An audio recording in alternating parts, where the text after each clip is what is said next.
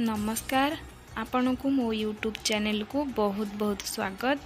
आज मु बनईची मटकी बा मुग गजा तरकारी।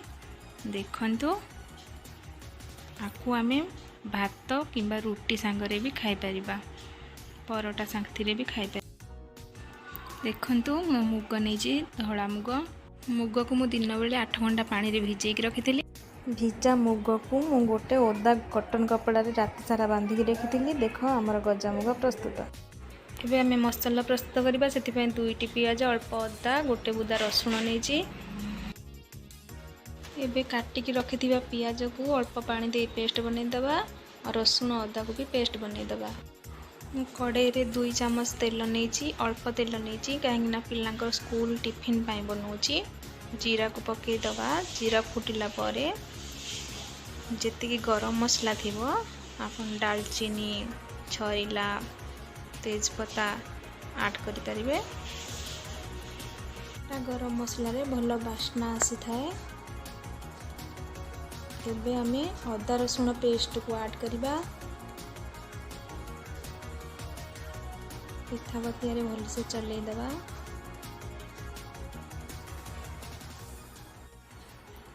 अदा रसुण पेस्ट हो गलानी। आमे रखिथिबा पियाज पेस्ट को ऐड करिबा। पिठा पातिया रे भल से चलै दबा, मिसै दबा।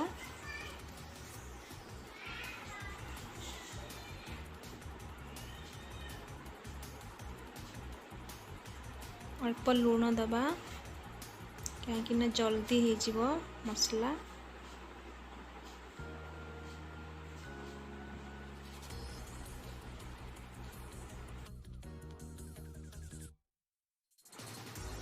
एबे हमर मसला हो गलानी। आमे रखिथिबा टमाटो प्यूर के दबा, भल से मिक्स कर दबा।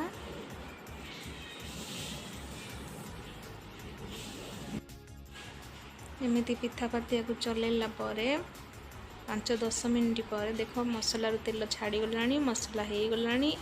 एबे गोटे चम्मच धनिया पाउडर देली, गोटे चम्मच हल्दी पाउडर,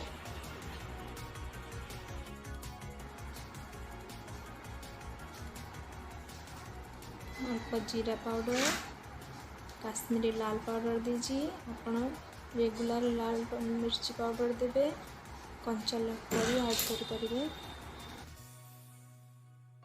एबे मसला भल से कषि हो गलानी। हम अल्प पानी दबा। और गोटे कथा, जदि आम 50 ग्राम मुग नवा भिजिला परे से 100 ग्राम रही। मसला रे तेल छाड़ी जाइछि।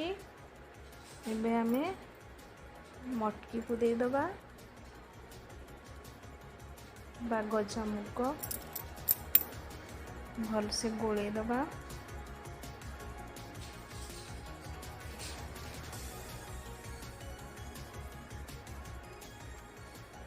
घोड़े दबा।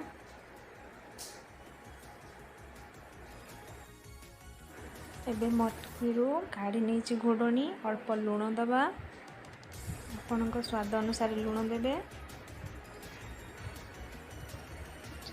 पिठा बतिया रे चलै दबा। पुणी मटकी को घोड़े की रखी दबा।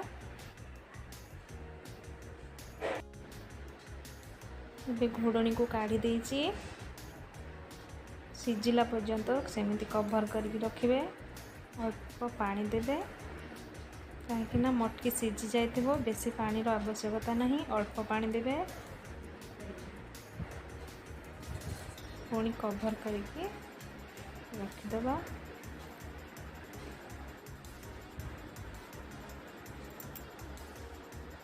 मटकी हे आसलानी। एबे धनिया पत्र को देले।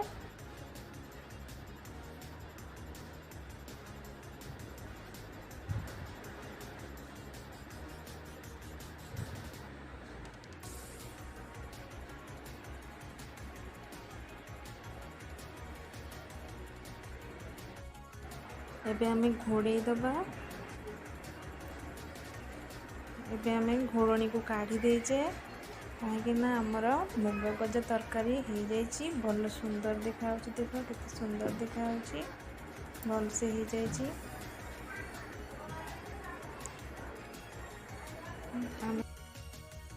आमे मुग गजा तरकारी पिला स्कूल पाई टिफिन दे पारिबा। बहुत टेस्टी आउ हेल्दी भी। चलो आम ए सर्व करवा। देखो बहुत टेस्टी, गोटे थर निश्चय बनातु।